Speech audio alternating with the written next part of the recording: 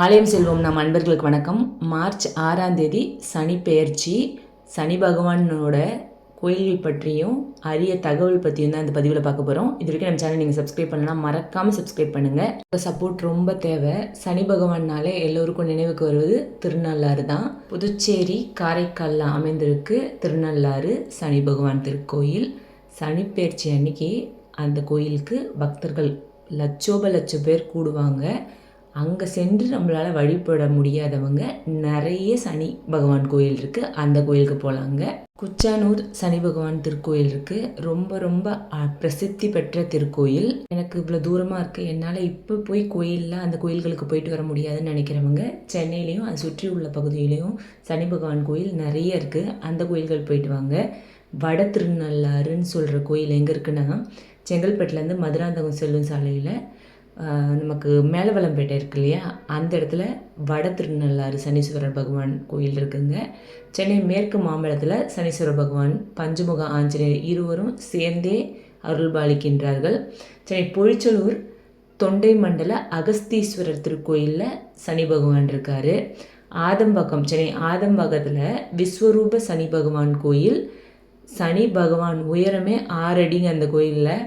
திருவள்ளூர்லேருந்து திருத்தணி போகும் வழியில் அருங்குளத்தில் சனி பகவானை பரிசு செய்த அகஸ்தீஸ்வரை தரிசித்தால் சனி பகவானை தரிசித்த பரிகாரம் கிட்டும். சென்னை சைதாப்பேட்டில் சவுந்தரேஸ்வரர் கோயிலில் இருக்கும் வன்னி மரத்தில் சனிக்கிழமைகளில் வலம் வர சனி பகவானோட பாதிப்புகள் மறையுங்க. எந்த கோயிலில் வன்னி மரம் இருக்கோ அந்த கோயில் பழமையான கோயில். வன்னி மரத்தை சுற்றி வர வர நம்ம வாழ்க்கை வளம் பெறுங்க. இதை நான் பல பதிவுகளில் சொல்கிறேன்.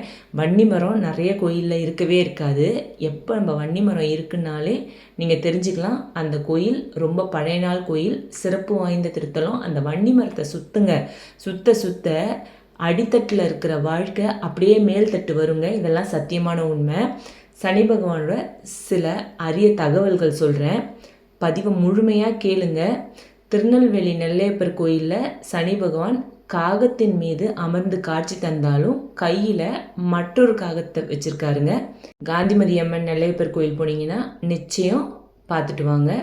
திருச்செந்தூர் முருகப்பெருமான் கோயிலில் குரு பகவானும் சனி பகவானும் மட்டுமே இருக்காங்க, வேறு எந்த கிரகமும் கிடையாது. தஞ்சாவூரில் விளாங்குளம் அட்சயபுரீஸ்வரர் கோயிலில் சனி பகவான் தெற்கு நோக்கி மந்தாதேவி ஜேஷ்டாதேவி சமேதராக காட்சி தராரு.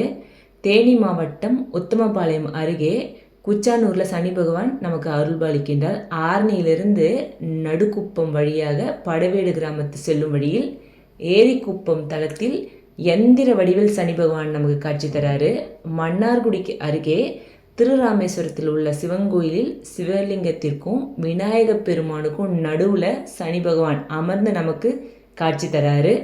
திருவாரூர் மாவட்டம் மன்னார்குடி தாலுகாவில் உள்ள திருக்கொல்லிக்காடு அக்னீஸ்வரர் கோயிலில் பொங்கு சனி பகவான் நமக்கு காட்சி தராரு.